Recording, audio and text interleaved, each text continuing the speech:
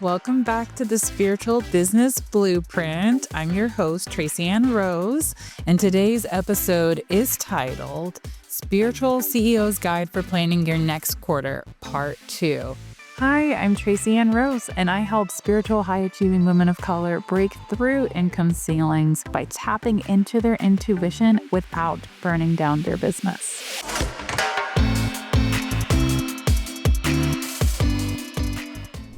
So if you haven't listened to the first one, go ahead and check it out. See if those past lunations resonate with you, of like what came up with the tarot.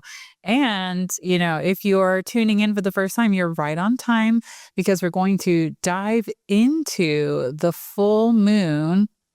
Doesn't feel right. Yeah, but it is. It's the full moon, May 31st. Yeah. The full moon in Gemini. Is that Sagittarius. Right? No. Sagittarius. I was like, why does that sound wrong? I see, because I did the, the full moon in Sagittarius, and it's a blue moon because this is our second full moon this month. Oh, yeah. Aly, how are you? Wait, I forgot to introduce you. Let me go back before we, I know, you guys already know Aly, but I'm going to go back and read her intro so that you can hear a little bit more about her if this is your first time listening to the two of us collab. So Aly Joy Johnson is an intuitive artist, reflector, and energy reader.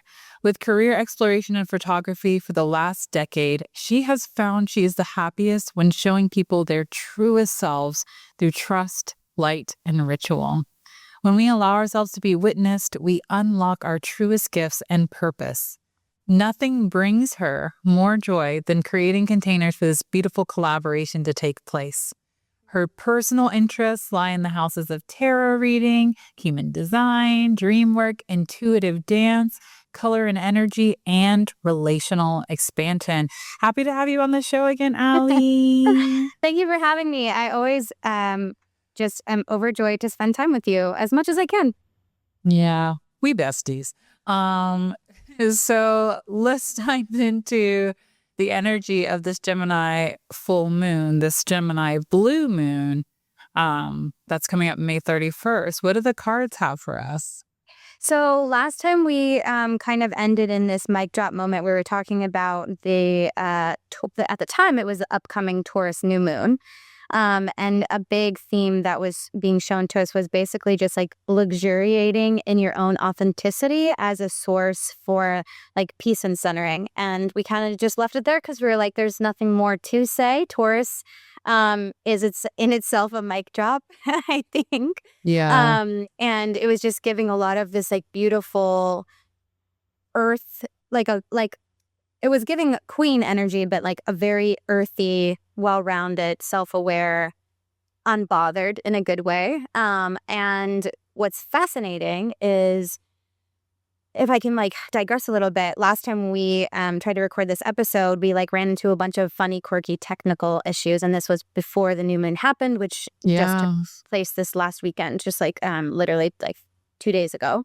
And I think Tracy and I we both believe that like redirection is protection and that timing is really of greatest service to whatever you're trying to create, and like trusting that process. So at the time, some cards came through that were really curious to me, and I'm now wondering if for this upcoming Sagittarius full moon on the 31st, if those same cards will present or if the energy has shifted. Because as we know, like energy is mutable always, in my opinion. Just because something is presenting at the time doesn't mean that something can't come along and influence it differently. So for me, like this deck in particular has done a lot of work for me in the last 2 weeks. And I, always wonder, like, as I put energy into it, what it will then, like how it wants to co-create with me, if that makes sense. Yeah, absolutely. So I'm here to just hang out and have fun and think about like the introspection of the energy that is like literally an evolution right now, which is such a cool concept, right? Like there's foreshadowing always. And so many people kind of look to the tarot as like this predictive modality. But to me, it's like it is much more neutral than that. It's just symbols and archetypes of energy that help us navigate what is really like already evident in front of us. So we will see what Sagittarius full moon has to say. For a lot of people who don't know about the astrology, Sagittarius is a fun placement. And it can be kind of like I can be fun in like a haha so funny kind of way. Sagittarius can be really intense in its own way. It has Yeah. very specific ideologies about life, but is also a very, like, I would say, open-hearted to experience sign. And with that fire energy, like, we are in a fire horse year. So I'm always wondering, like, what fire on fire? Yeah, you especially gotta temper after, that. especially after this Taurian energy. Like, I wonder if you would agree, Tracy-Ann, like, this last new moon just felt like it was just like wanted to create so much silence in a way, like don't fill this space, like don't you dare fill this space. It's like a black moon energy in the sense that, like, don't speak, don't listen, just be. So, do you know what I'm saying? Mm. Yeah, I felt that deeply. Like I forgot who I was talking to, but it was like it felt like the day, like the energy was almost like hollow. Like it didn't have a very distinct texture other than a lack of texture. It was like Yes. this is your time to feel into what your body is telling you with it felt like to me minimal distractions. This is as a Taurus rising. Of Yeah. course, like it was a really like busy day for me, but Yeah. I was on my certification call for family constellations and everyone was like, I'm tired when we started the call, like just sharing, Yeah. what we wanted to just kind of like acknowledge about where we were coming from. And it was Yeah. just so interesting. By the end I felt full, but it was definitely like an opportunity to take inventory. Yeah, because I think also just the fact that you said, like, you described it as like feeling full, like fullness can sometimes start from a place of like creation where you're like, oh, I'm bringing all of this forward. So I feel like I have a lot to pour out, right? That's one kind of fullness. It's very different than like feeling this kind of vacuous energy that doesn't have any distinction. And then by the end of moving through it, then you're like, oh, something has come into my sphere, you know? And like for me, someone like me, those two energies have very different textures. They affect my mood very differently. They affect my socialization differently.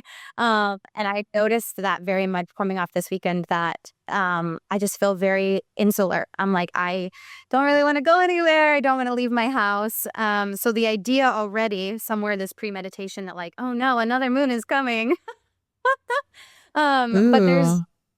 there's always like um there's always something to be gleaned. And I don't think that, or maybe this is just a lesson I'm sharing out into the collective. Like what I'm learning right now is like the lesson to be learned isn't always something that I'm having to chase in order to understand. It's not necessarily an experience where I'm like jumping over hurdles or through hoops.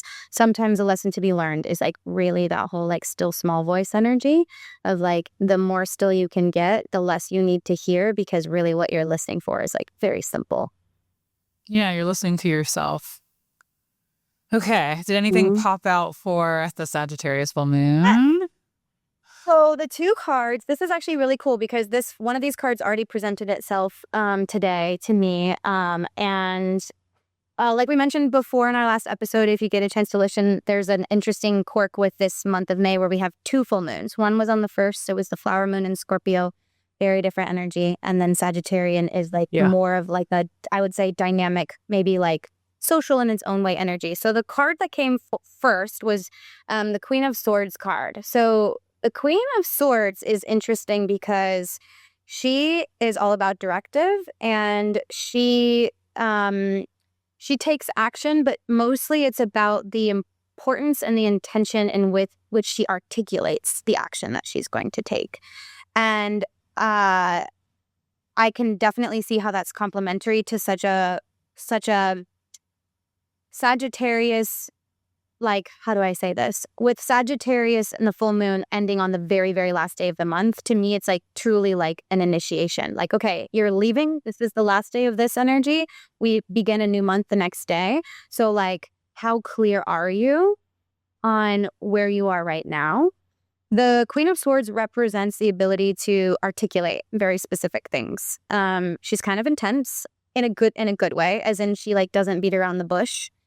Um, the other card that came forward, which has my curiosity piqued, is the Judgment card.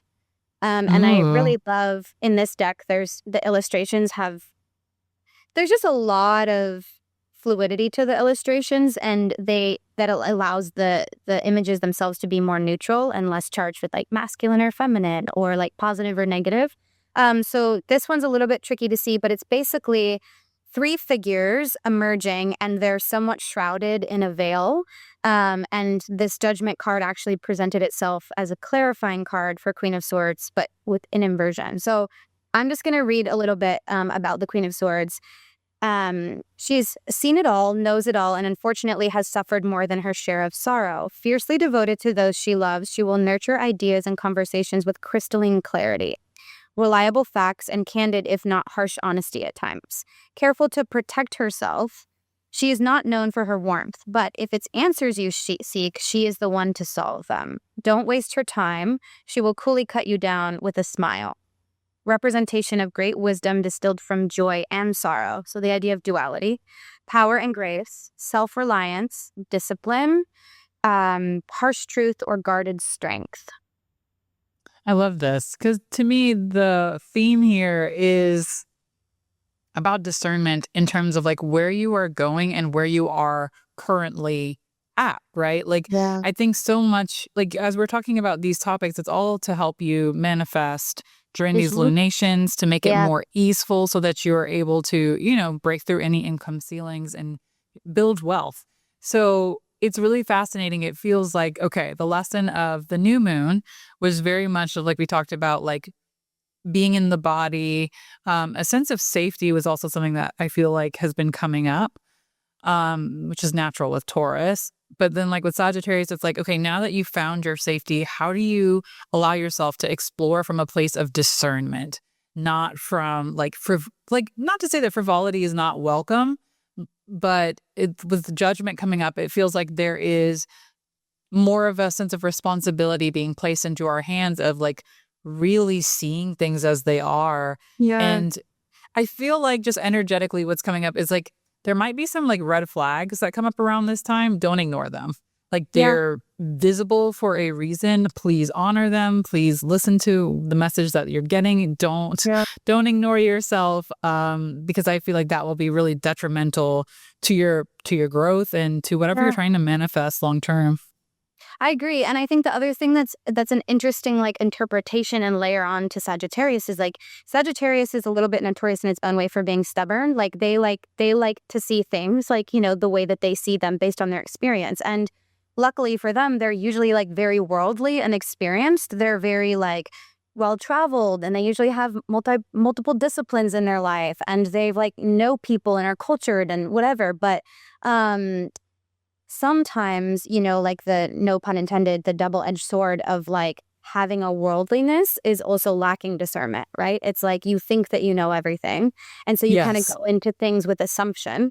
And I think this card is very cool and supportive because it's basically saying, don't assume, get really clear, know that if you had to put your, you know, your money where your mouth is, essentially, that you would know what it is you want, and take all of that experience and distill it down to like initiation, right? Like when we speak things, we are creating one of the most powerful forms of magic, in my belief. To speak something over someone else or to someone else about your future or what you want to co-create is one of the most profound ways to basically say, now it is reality.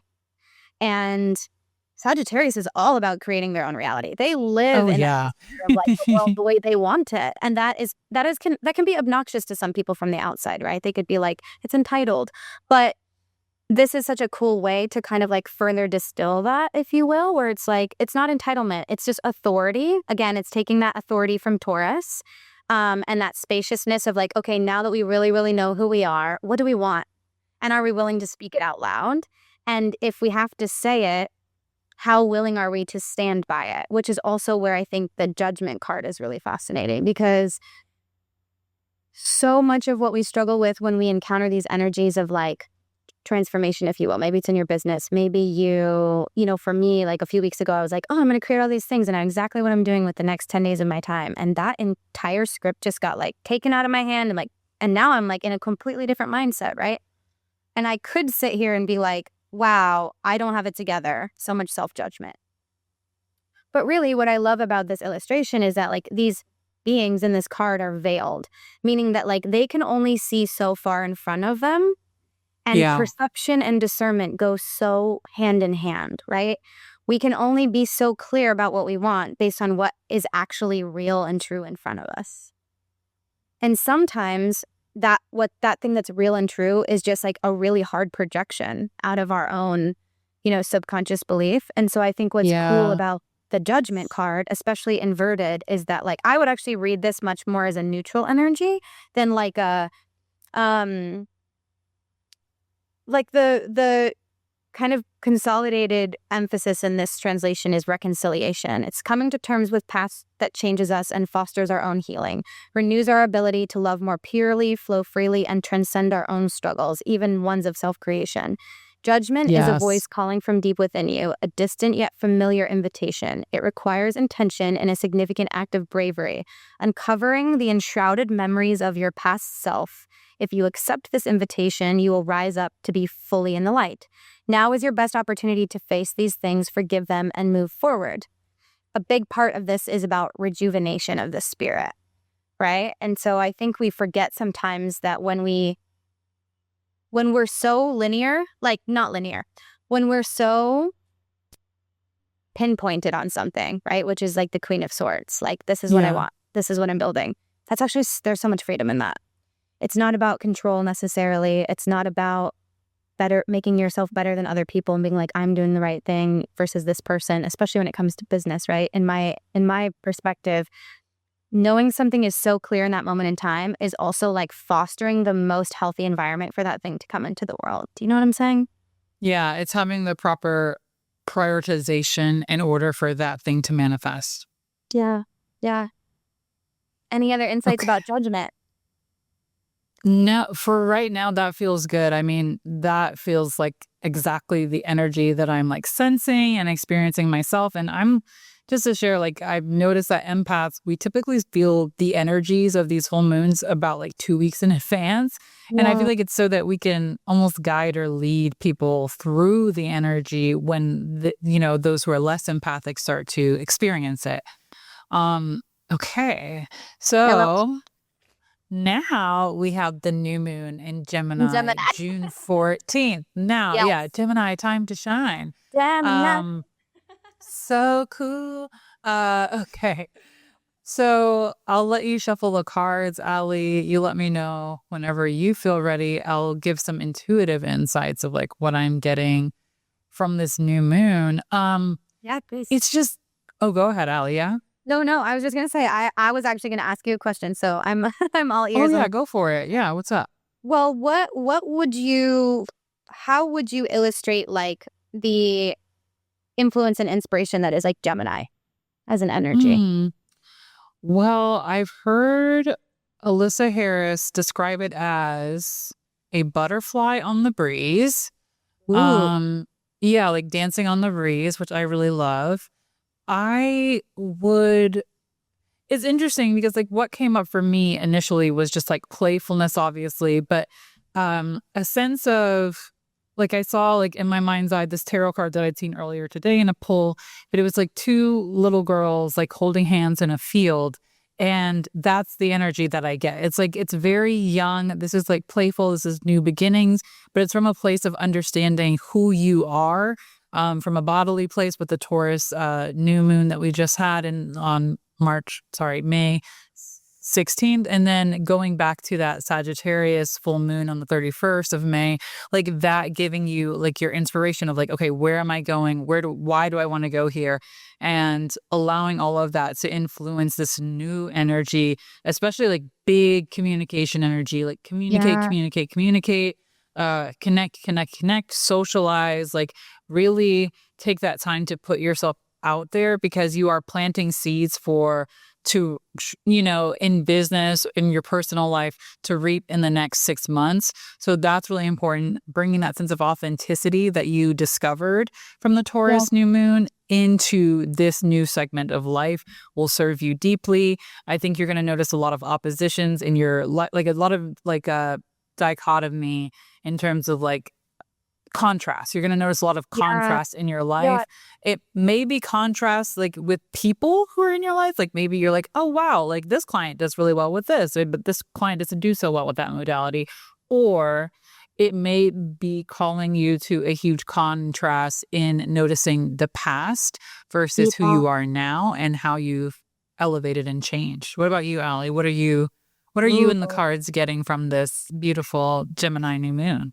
Well, I selfishly love Gemini, and I think, I mean, I'm a Virgo sun sign. I have some pretty healthy, happy Virgo placements in my chart, and I love a mercurial, like, I love a mercurial collaborator. Like, I just have so much appreciation for the way that Gemini doesn't hold themselves to anything pressing. Like, to them, the Yeah. world really, in my opinion, the world really is their oyster, and they don't have this sense of obligation to like perform in a certain way, which is why I think they oftentimes get criticism, because people think that they're being disingenuous, but really they're being like so completely uninhibited and unattached. And I think that it's like a very rare form of energy to know that like something can just be like, so much of life can just be like singular experiences that come in that moment and are gone, and don't have to have all these like deeper connections and attachments, and not everything has to be like this deep plot that's like unfolding, right? And I've Gemini has taught me anything. It's taught me that,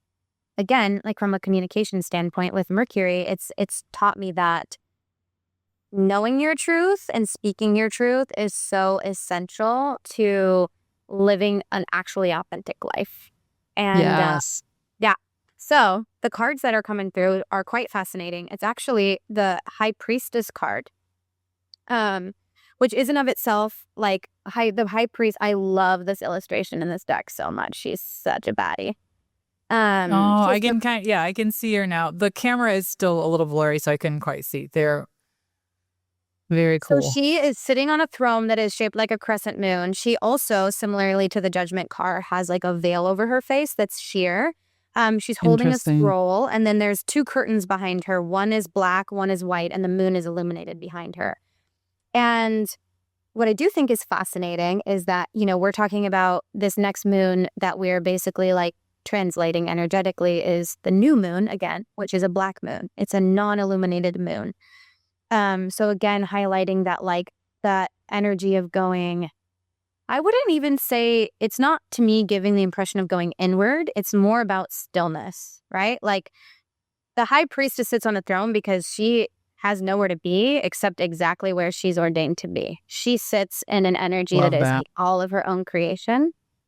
And she's like in observation, right? And being in observation while in momentum is such a different exchange than like literally being in stillness and darkness and then being like, what do I see when there's literally no light?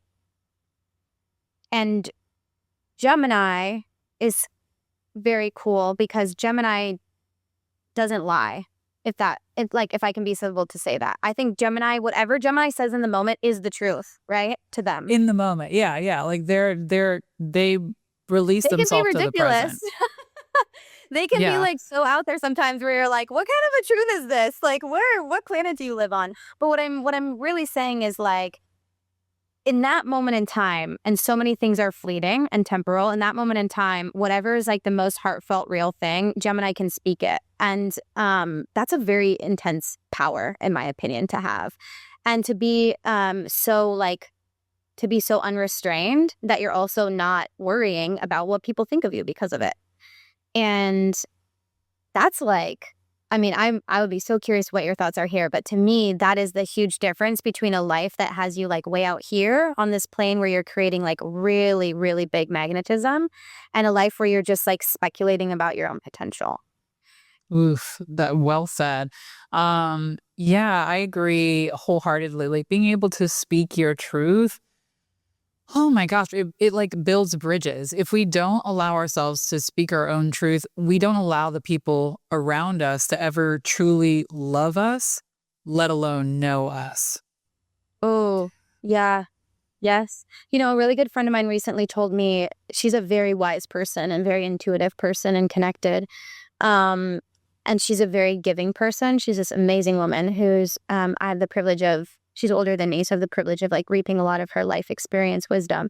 But she recently said something to me where she was like, I just continue to witness that like people don't like, I know people more than they even know themselves, and in exchange they barely know me.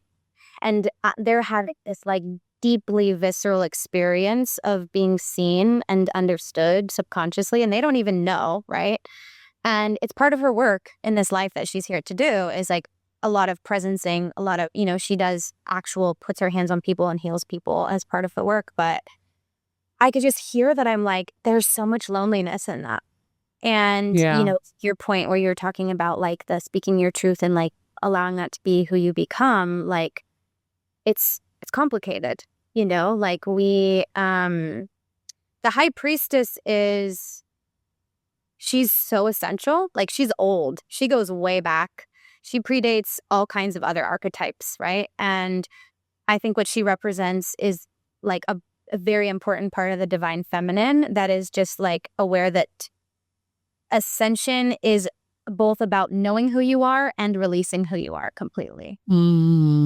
That's beautiful. Gemini's not afraid to evolve. Gemini, they always get called two-faced, but really Gemini is like not scared of the paradox. And